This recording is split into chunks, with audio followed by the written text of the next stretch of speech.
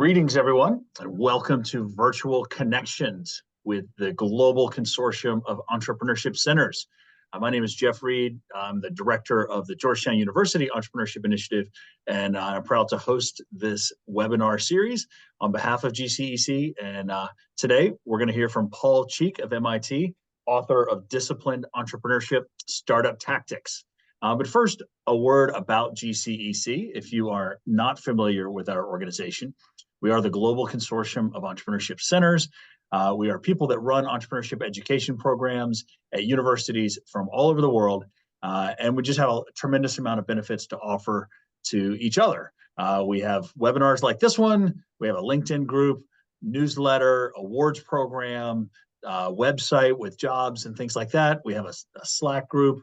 Of course, we have conferences, like one coming up very soon in Bangkok and another one coming up in the fall at Babson, and just all kinds of amazing things going on where people in entrepreneurship education are helping each other. So along those lines, our first, our session today features Paul Cheek, who is the author of Disciplined Entrepreneurship, Startup Tactics. And I'm going to turn it over to Paul here in just a second. But he is the executive director of the Martin Trust Center of MIT Entrepreneurship. He's a patented inventor. He's been teaching for a long time.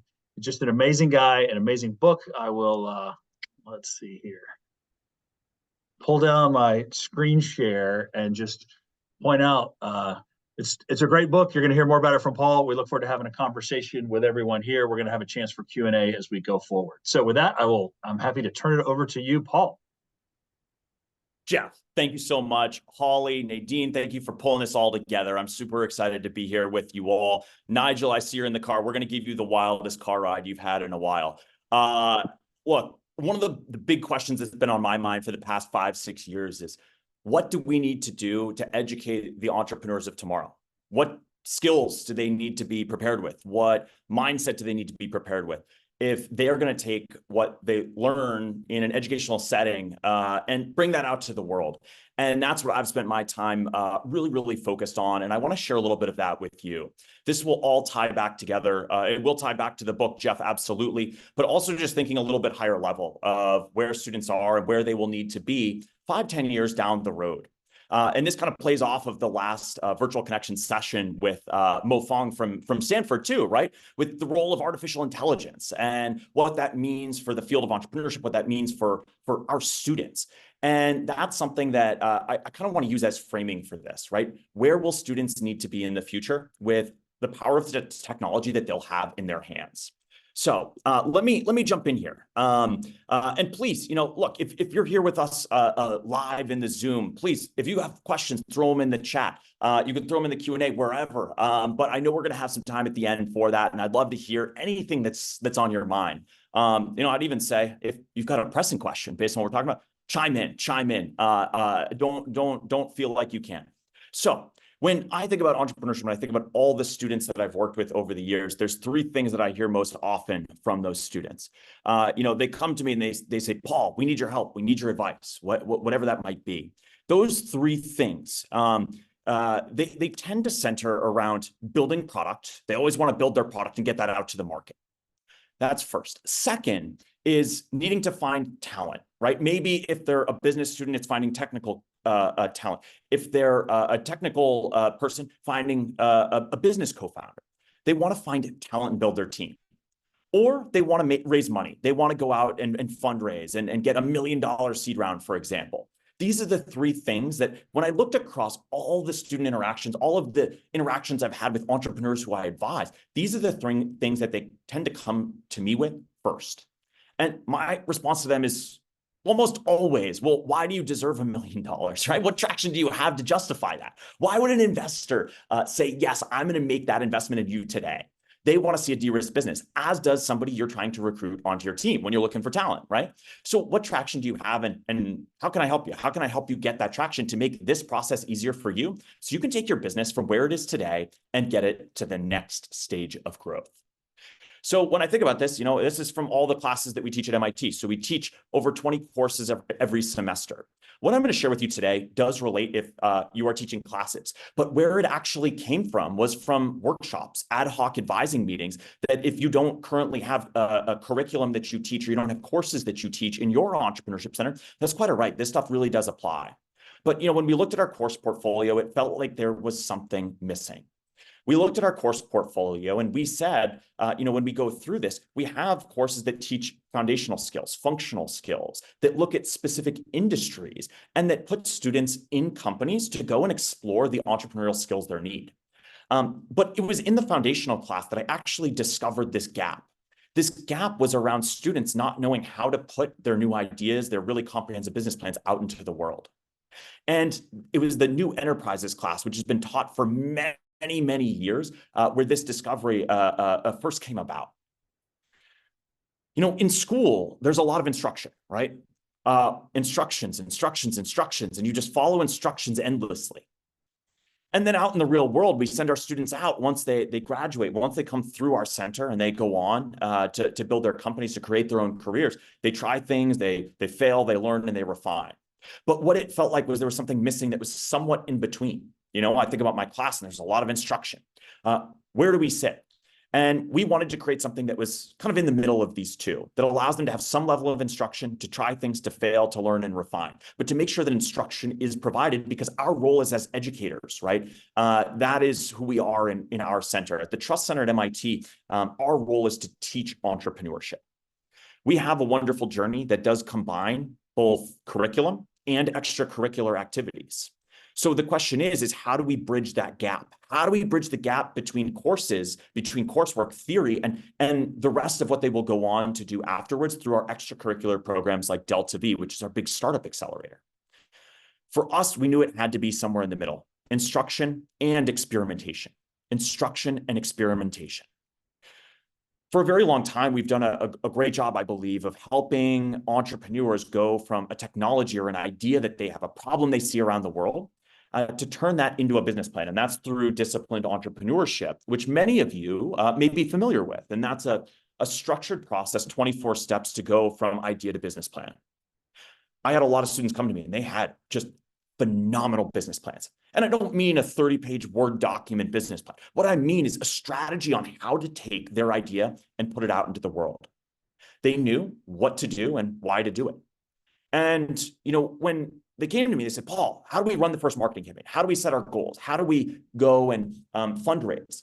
The questions became, well, how? They knew what to do and why to do it. They didn't know how to do it. And that's where we began developing one-off workshops. Coming back, if there's folks here who don't teach classes, we had a lot of workshops we ran that focused on how to do comprehensive primary market research, on how to do early marketing. Marketing at a day zero new venture is very different than marketing in big co. And so we said, well, this is great, but if you have a business plan that you've gone and developed by following the disciplined entrepreneurship process, how do you actually turn that into a business?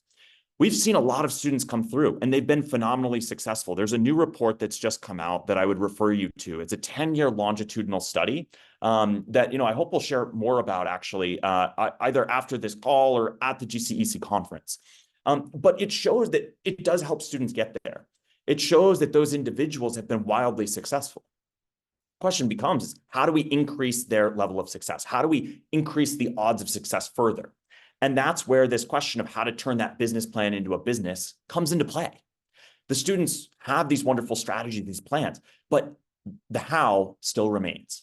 And that's where Startup Tactics comes in. We began by experimenting with a new course. This was back in the fall of 2021.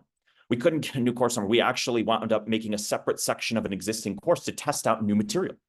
In this course, we basically just came up with all these topics that we wanted students to understand. You can look through these. It's fundraising, it's developing tools and systems, it's operational goals. We knew there were a lot of topics that students were coming to us with. But the reality was that if you are to look through this list, we didn't have quite as much structure around these different skills that we saw our students needed. Over the course of the past few years in experimenting with this course, what we did was we started to employ more structure to give them a path from, we want to go make this thing happen out in the world, to here are concrete next steps you can take. These sessions, this was the initial version, this was the initial plan. We had rudimentary assignments in the first version, and it was through these rudimentary assignments where we asked students about these different skills and how they would apply them, what check boxes they would look at next time, that we learned how best to teach it. This was the first worksheet that we gave students. And again, it was the same worksheet for every skill, whether it was sales or product design or engineering. And you can see here, this doesn't provide an excruciating amount of structure. I said, we're going to introduce instructions that people can follow. But this didn't provide them the level of guidance that we found they actually needed. So we continued to refine this. We introduced what you see here, which is called a tactical playbook. This tactical playbook asked them to explain how they explored, for example, marketing or sales or product design within the context of the business that they were building in the course. This course, it was called Venture Creation Tactics, and it's evolved significantly. I said, look, every student in the class, we need your feedback. And in between every semester since fall 2021, we've taken a very long list of student feedback and incorporated it semester after semester after semester to find what worked best. And that's where Startup Tactics came into play. This was the more structured version of those different skills that we had begun teaching. So disciplined entrepreneurship, those 24 steps, for those of you who are familiar, right? That gives you the what and why. That's let's create the plan. The tactics help students explore these skill sets, the skills that they need to take that business plan and put it out into the real world. At the end of the first semester, my TA came up to me and he said, Paul, this is great. I'm just so amazed at what the students who've come through the course have learned, what I've seen them develop in terms of their competencies. But what the heck is a tactic, right? What does that mean? And so I said, all right, we've got to go back. We're engineers. What good engineers do? We define our terms. So a tactic is an action carefully planned to achieve a specific end. And for us, the key word is action. We want students to take action, whether that's in the format of a workshop or in the workshop of a course, a for credit course. We want them to take action and take those strategies and plans and put them out into the world. So we take those first principles from disciplined entrepreneurship. And when you get to the end, you've gone through all 24 steps of building your business plan, it's like, hey, we still have a lot of work to do. And these explorers that you see here in the bottom left of this illustration, those are the guides, the exploration guides to take us out into the world, to take us and help us build a venture that will be sustainable. And that's really what we're trying to work towards here, this idea of exploration and experimentation out in the real world. But again, with structure. Why is this so important? Well, I believe that we need to go back 2,500 years. Jeff, Nigel, Gregory, Nadine, all of you, Mary, Jose, what happened 2,500 years ago? There was a book that was written. What is that book? That book, it was written by a Chinese military strategist. The book is called The Art of War, and it's written by Sun Tzu. Sun Tzu wrote The Art of War, and in The Art of War, he says, strategy without tactics is the slowest route to victory. Tactics without strategy is the noise before defeat. We've, for a very long time, taught students the strategy of how do you go out and build a business plan? How do you bring it to market? And we've, given students some of the tactics in an ad hoc, one-on-one, white glove service, workshop or advisory meeting, coaching, mentoring, things like that. And that's great. But how do we prepare more students with the skill sets, with the tactics, with the actions to take and how to take them to increase the likelihood they are successful in bringing that business out to the world? That's the question that, like I said, I've been focused on looking at it. I didn't even realize it at the time for the past 5 years. So what does that look like? It's taken shape in this framework that we call Startup Tactics that takes students through the core actions that they need to learn in a systematic, structured way to execute them, different than what they would have experienced in classes that look at corporate finance or sales or marketing in a large organization, but look at them in the context of a day zero startup that curate a wide variety of information that is available on all these skills on the internet for entrepreneurs who are trying to learn these skill sets. How does it start? It starts with foundations. It begins by looking at the goals. I saw so many students that came in, they said, Paul, here are our goals. Here's the goals for our business. And I said, all right, well, let's get some feedback on that from other people. And what we found is that people think they're really good at setting goals until the rubber meets the road. If you've coached an entrepreneur recently, you can probably think about some who, had goals that needed to be refined. So we start by setting really good goals to make sure that everything that they do moving forward is aligned with their long-term vision and the milestones that they are to complete next. From the foundations, once they have those in place, we go to market testing. Market testing looks at things like primary market research, building visual assets to communicate the product that they want to bring to market before they've ever built it, and running the first marketing and sales campaigns with different goals than you might have for a larger scale marketing campaign. Heavily targeted right at their end user, right at their customer, and with real people out in the world to come back with data to prove that the value prop that they believe their customers want, they have data to say, yes, in fact, they do. And what we found is that this market testing stage has given students and entrepreneurs and those embarking on the entrepreneurial process far more confidence and conviction moving forward with the plans that they've built. Of course, they're revising as they go.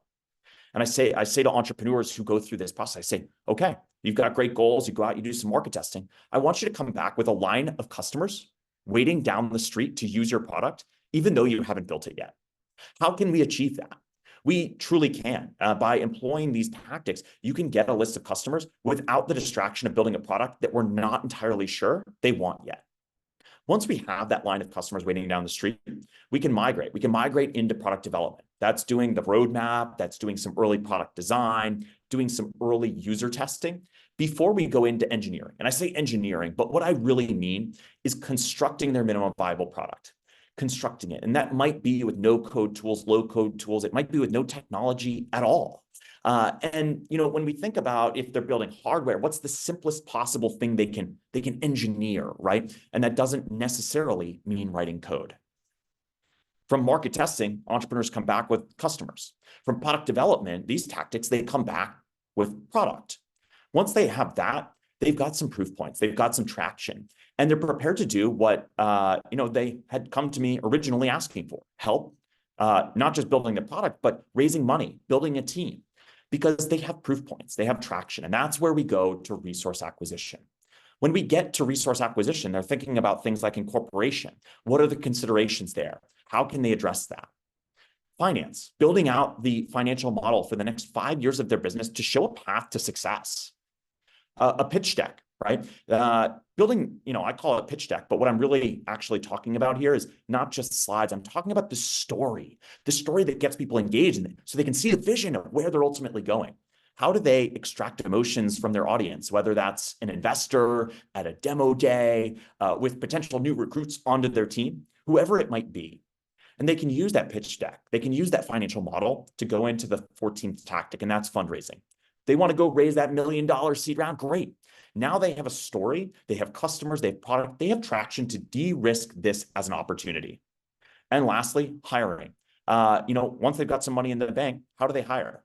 Who do they hire? Going back to the goals from tactic 1, it's all integrated, right? Who should they hire to achieve the next milestone? Where are they going to find them? What's the job description going to look like? Helps them through all these immediate next steps to help the business move towards a position where it can actually scale.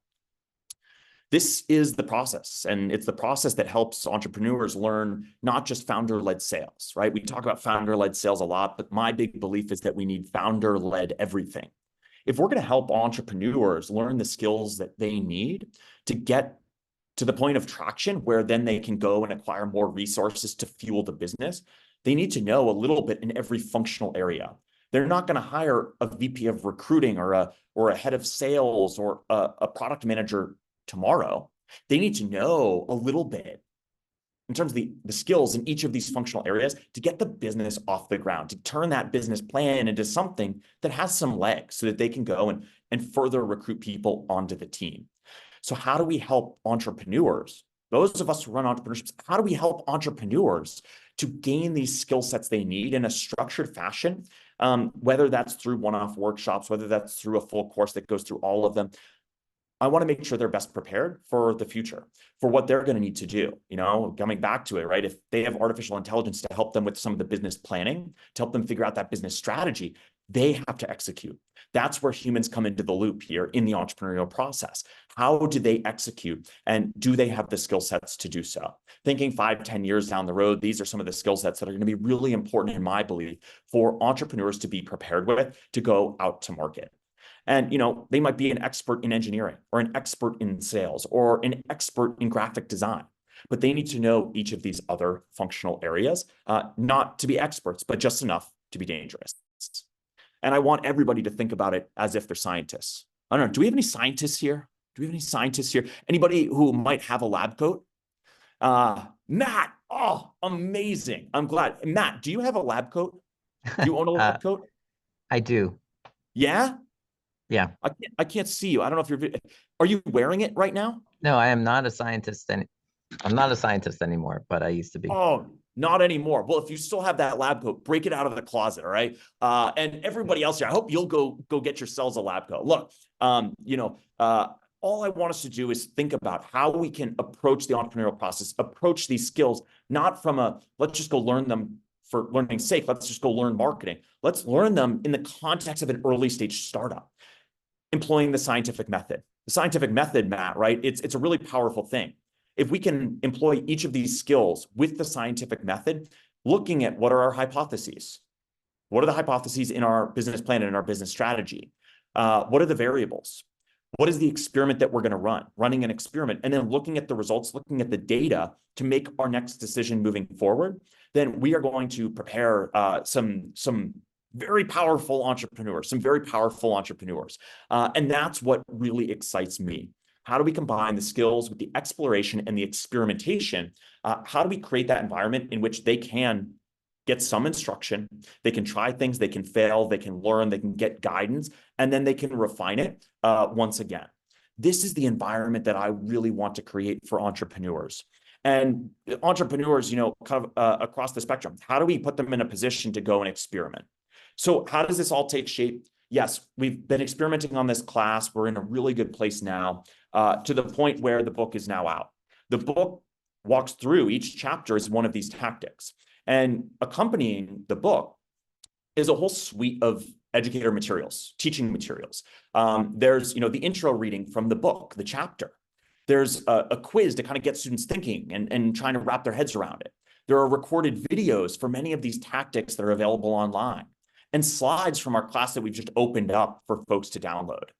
And for each class, or if you're not teaching classes, if you're running workshops, there are prompts related back to each of these tactics for entrepreneurs who you are educating to go and to work on in the context of a workshop that you're running. And for each one of these tactics, we've developed a workbook, a digital workbook that for those who have the physical book, they can just go download on the internet. These workbooks for each of the tactics work them through with structure step by step for things that are maybe a little bit more foreign to them. So for example, for an engineer who wants to learn design, it kind of walks them through that process to explore it themselves.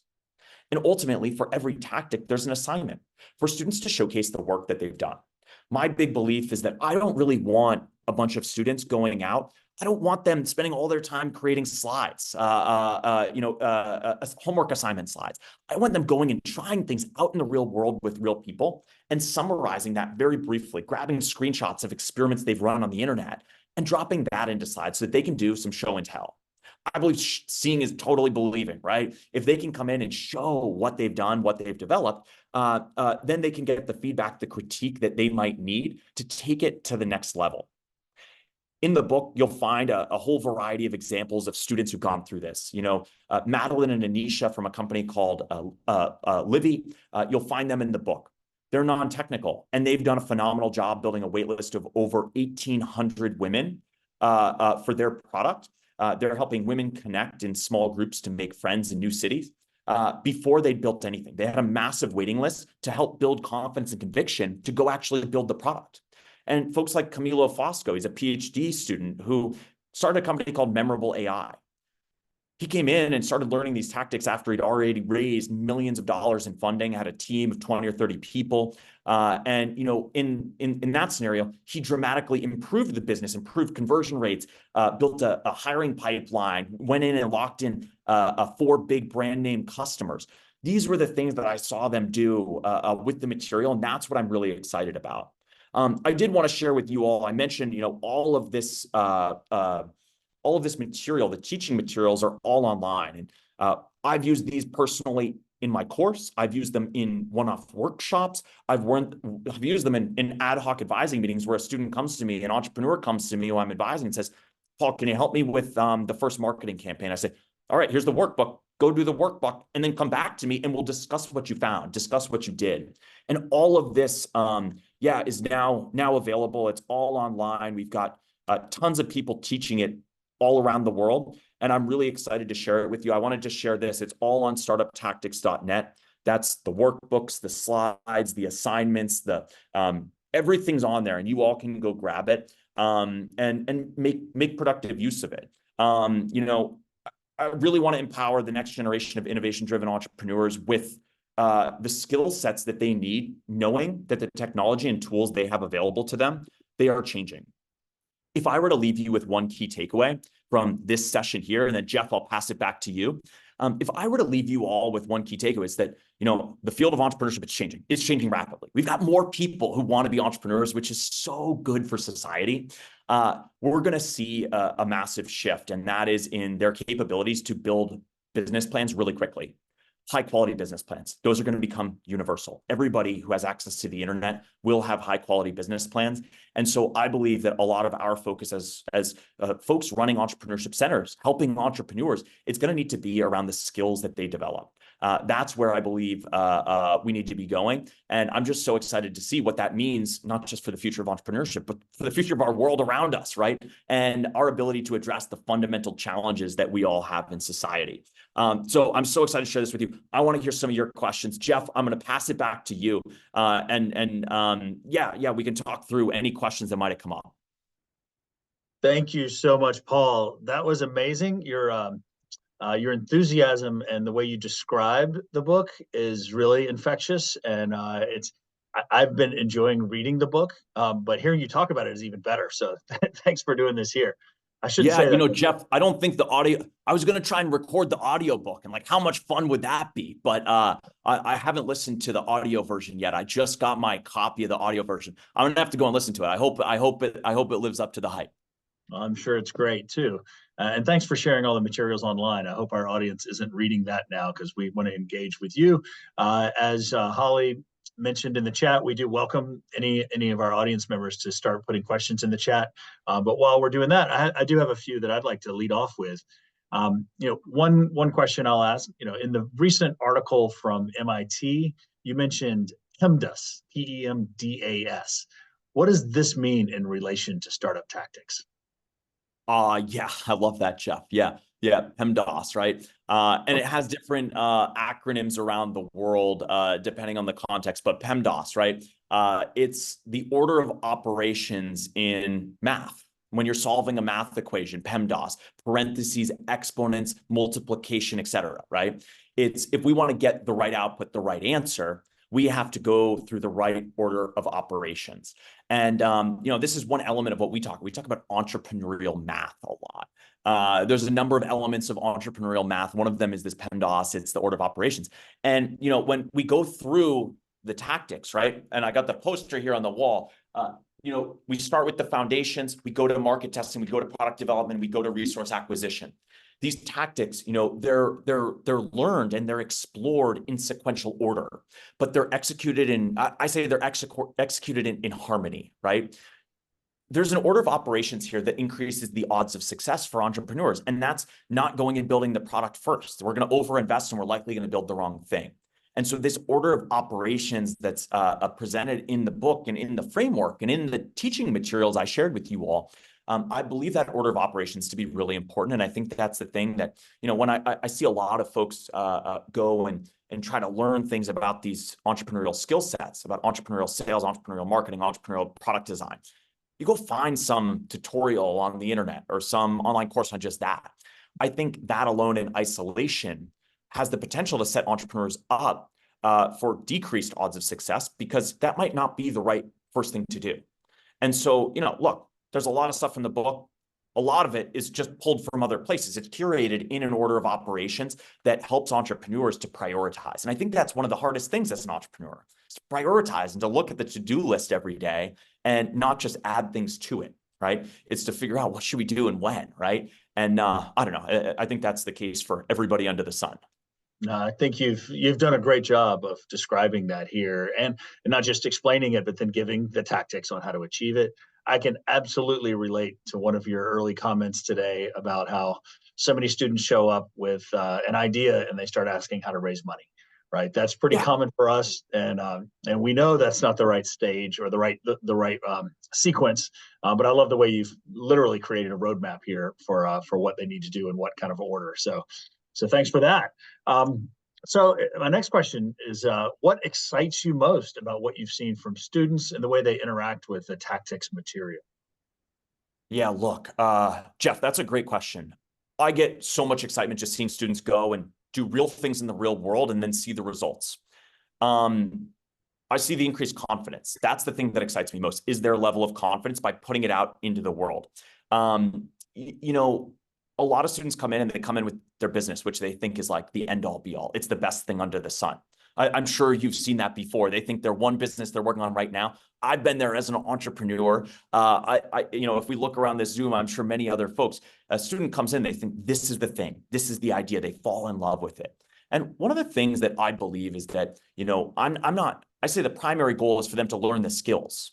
The secondary goal is for those skills to help the current venture they're working on, right? This thing might not work out. They might need to revisit it in a year's time. And so, for me, the thing that excites me most is seeing a student. This might not be what you'd expect. It's about seeing a student learn a skill set that they weren't familiar with, even if it's not even directly relevant to the business they're building. I had one student come through and she has a phenomenal background, so much experience, has never done any UX design before. Never. That wasn't her thing. It's not in her background, but she went and did it within the context of the business she was building. She didn't even wind up using that UX design, but she actually went through and invested the time. We gave her space to invest the time in learning that, and the confidence that students, that entrepreneurs come back with, not just to do it themselves, but honestly, more importantly, if they're thinking about how to be as efficient as possible, their ability to communicate to a UX designer that they've contracted with, or their ability to bring on a UX designer and interview them, increases so significantly. On the micro level, their confidence increases in this one skill set. But overall, what I've seen is an increased confidence level and conviction around building the business, because they've seen that they can actually do it. They've seen that they can not just create the plan and the strategy. They've seen that they can put it out to the world. That's what excites me, Jeff. I love that. Yeah, I absolutely agree in terms of priorities, right? We want them to learn these skills to be able to apply them in many different experiences throughout their life, and whether it's the current venture or many others in the future. We're starting to get a bunch of questions through the chat here. Yeah, I love it. Keep them coming. Keep them coming, everybody. Right. Keep them coming. I'll pick one out here. I'll paraphrase a little bit, and feel free to jump and rephrase if you need to or whatever. But the question around like which students are the best target, undergrads or MBAs? I'll start with that. Like, do you have a particular target that you think is best to use for this? And then there might be some follow-up questions similar to that. Yeah. Great question. Who was that question from? That was Miranda. Miranda, amazing. Thank you for sharing that question with us. I'll tell you, I have used this exact material with every single type of student. I've used it with undergrads. I have used it with masters of engineering students, master's students, MBAs, PhDs in all sorts of different disciplines, and also with executive level students. And what I've found is that they all take something different away from it. The thing that I would say, Miranda, when I'm thinking about the type of student, it's not about what level they're at. I saw you mention, I think in here, like some of the worksheets seem complicated. I've seen my undergrads be able to break it down. What I would say is that, maybe we provide more time to students who have less business experience or less professional experience, right? We don't do it in 2 days, we do it in a week, for example. But one of the things that I would say is that every group of students gets something slightly different out of it. You know, and you think about an executive level student in an executive MBA program, they're going to get a lot of value out of sitting down and getting in the weeds and actually doing the things and looking at the tools. You know, an undergrad's going to get a lot out of the structure of it. They're all going to get something slightly different out of it. The thing that I would say, Miranda, is that it's less about, you know, what degree program are they in? What type of degree are they pursuing? For me, it's about where are they in their entrepreneurial journey? And Miranda, I'll tell you, I came into this thinking, oh my gosh, we can't teach anybody this stuff until they've got a really concrete business plan. I made it the follow-on course to the large format lecture course that we teach that has them go through and build a product around a business plan. And we've done that for a number of years. This semester, I changed it up, Miranda, and I said, I got to try something different. We've got this AI tool called Orbit that takes this framework and does generative AI output for students so they can build a business plan in like 10, 15, 20, 30 minutes. And I saw them accelerate their pace on that. One of the things for me was I said, okay, well, what if we bring in students who only have an idea? They don't have a business plan yet. How are they going to go start doing taking these actions, go executing these tactics? And I said to them, all right, you have 2 weeks to come up with a business plan. And in tandem, you've got to start going through these tactics. And what I saw was truly amazing. I saw something that just totally blew my mind. We saw people accelerating their progress in entrepreneurial learning so quickly. You know, the thing I believe now is that these tactics can be taught while students are building out their business plan. I don't know, I've gotten a little bit lost in the chat, but there's another question about like iterative nature. This is all iterative. And what I've seen is that a lot of students come through the tactics. And, you know, we also teach the 24 steps in discipline entrepreneurship. A lot of what they do in the tactics refines the business plan, refines the business strategy. So now what I've started to say is, look, if you're familiar with discipline entrepreneurship, the first step is market segmentation. It's looking at the different market segments you go into. I say, yeah, you need to start there, do some market segmentation, and then go into the first tactic, which is goal setting, and then you'll know what to do next. And then you can proceed through the tactics and the steps kind of concurrently in order. And what I'm seeing, Miranda, now is like, yeah, it's not about the type of student. What it's about is when's the right time in the entrepreneurial journey. And it's getting earlier. It's getting earlier as we move forward, I think. It's a great question. Yeah, thank you for that, Miranda. I just want to go back. Did you say that you guys have your own AI tool that writes business plans? Yeah, yes, we do. We do. Can you share that with us to play around with? Yeah, let's see. Yeah, let's take that wasn't a question I told you I was going to ask in advance. Hey, that's okay. That's okay. I'm into it. I like to do things kind of on the fly, Jeff. You know, it's like in football, we've got to be able to call audibles, right? We've got to be able to call audibles. And so for us, right? I don't know, Jeff, do you have an idea for a business?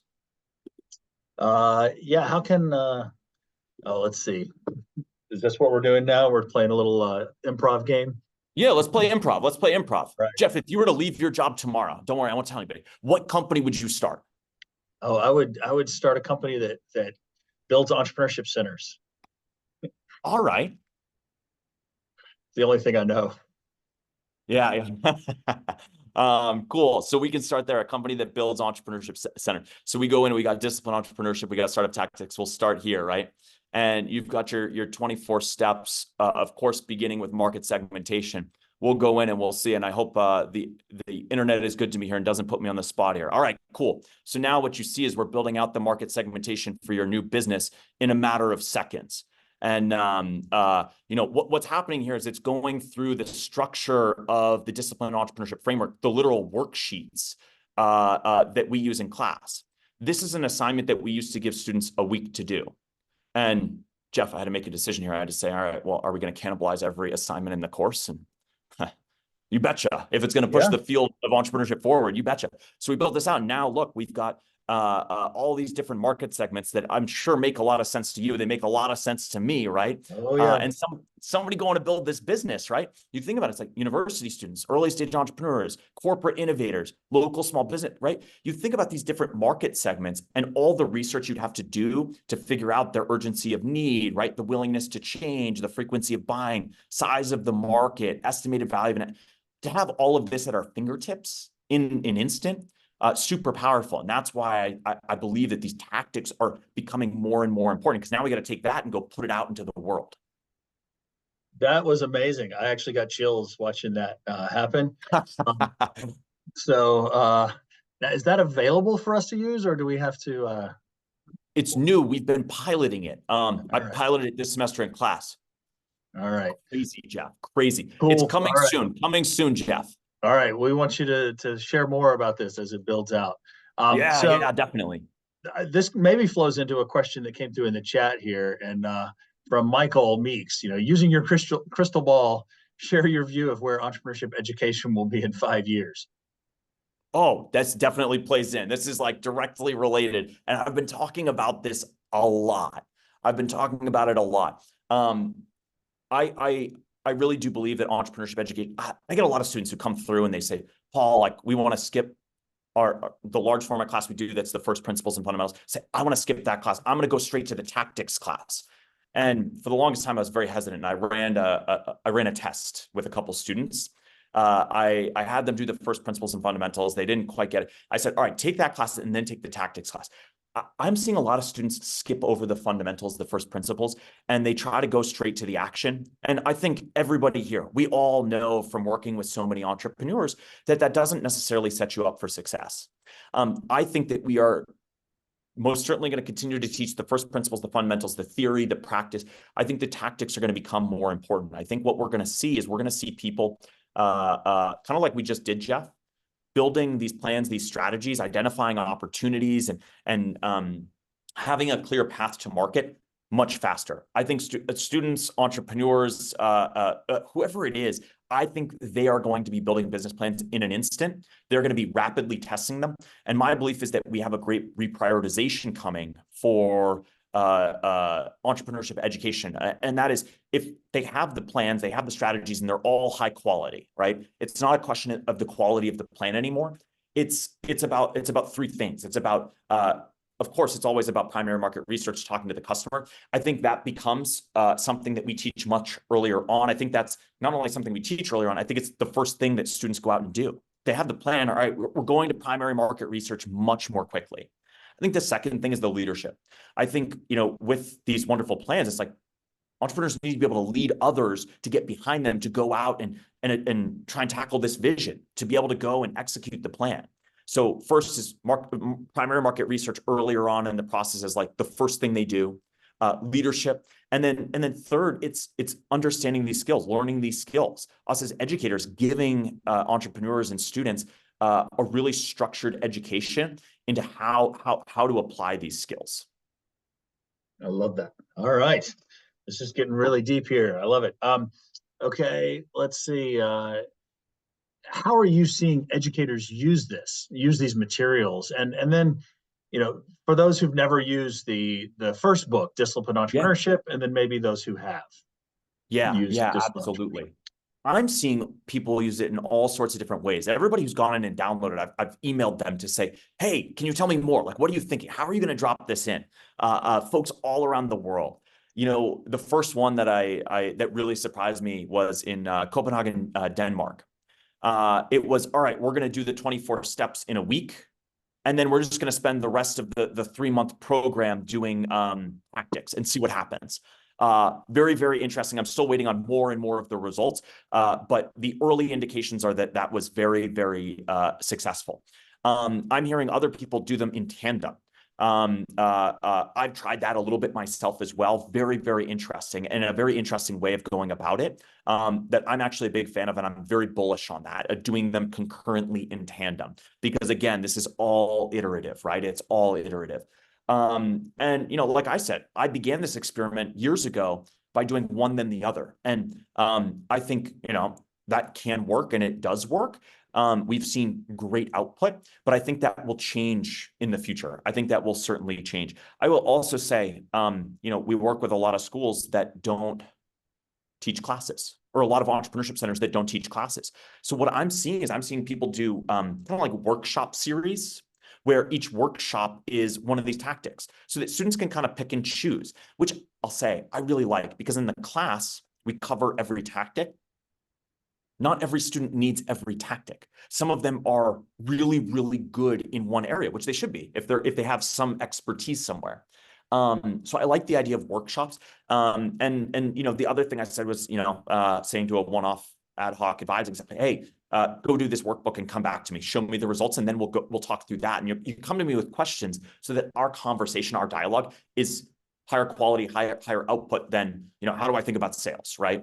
That sort of thing. So seeing people apply it in all different ways. I'm starting to publish as people share what they're doing and what the results look like. I'm starting to publish that on the website as well, just because I want to build a body of knowledge around the best ways to do this, thinking 5 years out so that we have that information.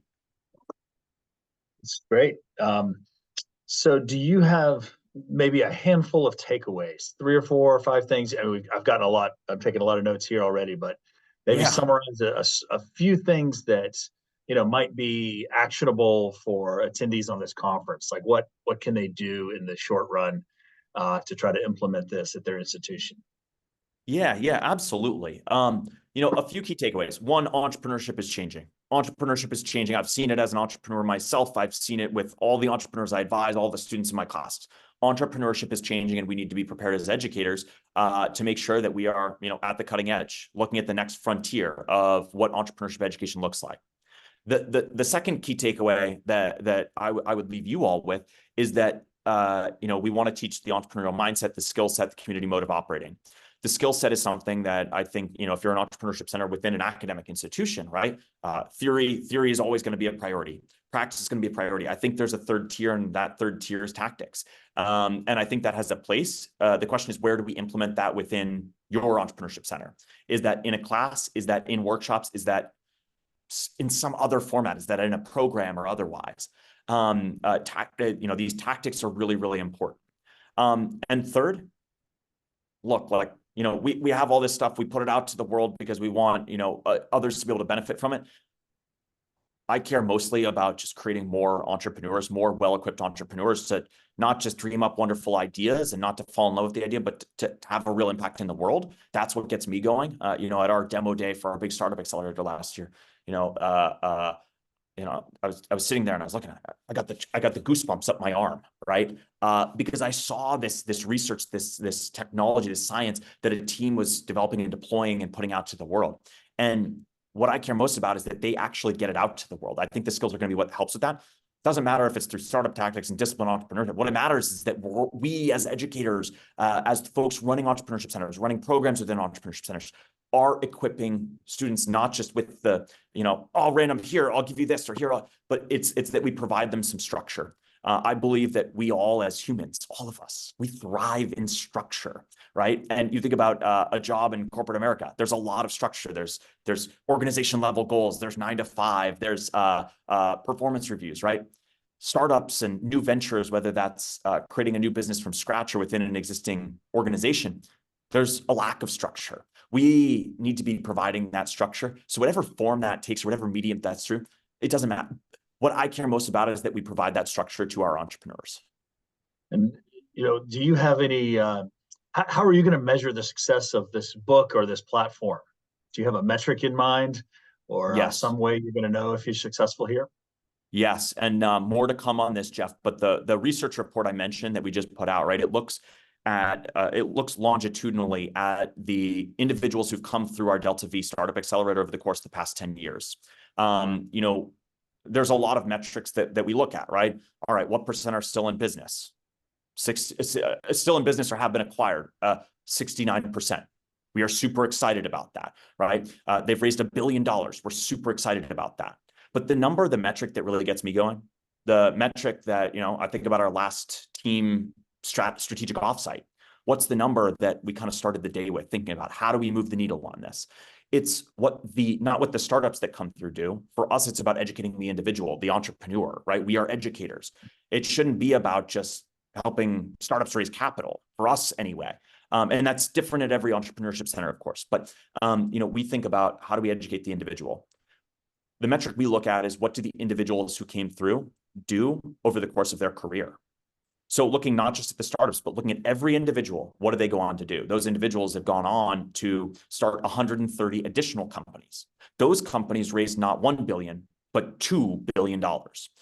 I want the metric I want to look at, and Jeff, this is not easy. It is not easy at all. The metric I want to look at is how well equipped are those entrepreneurs to go build businesses in the long term, not just the business that they're looking at right now. It won't be easy, but we've begun doing the data collection to measure this and to measure this really, really well. So we're excited to share more on that, of course, over the course of the next 10 years.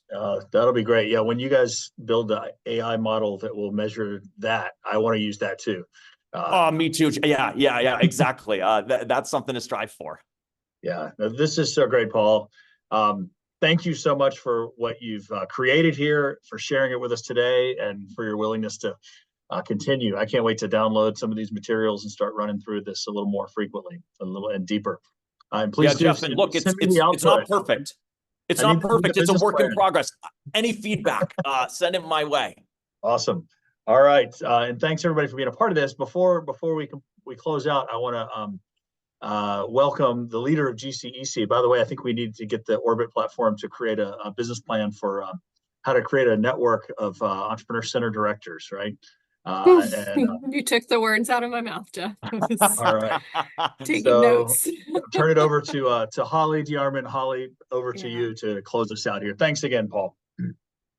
Yeah, thank you, Paul. This was a great session. And before everybody starts signing off, Nadine on the back end was doing a raffle, so to speak, digitally. And I am pleased to say that 2 members here today are going to get a copy of Paul's book.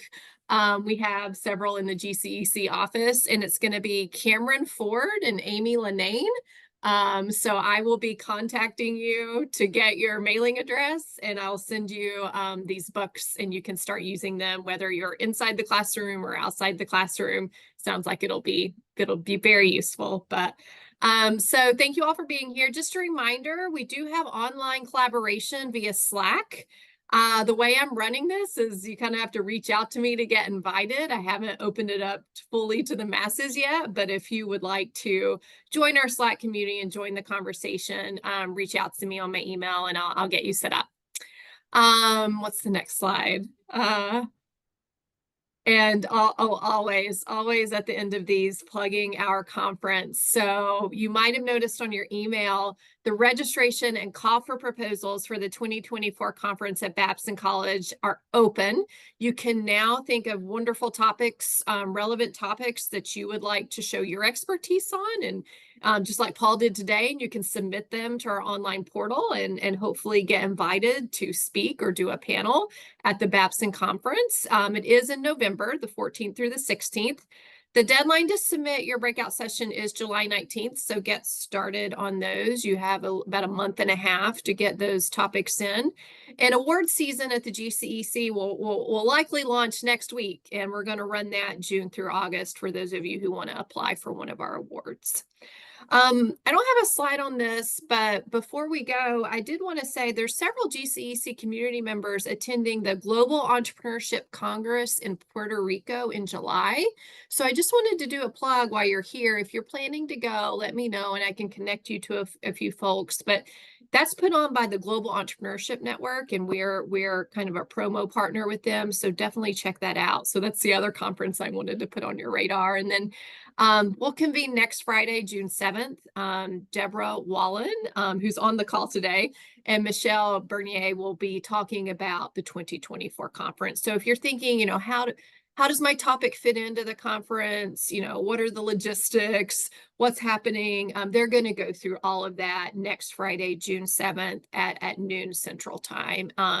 And the registration link is online. So again, thanks, Jeff. Thanks, Nadine, for always organizing this. Thanks, Paul, for the great content. And that's all I have for y'all today.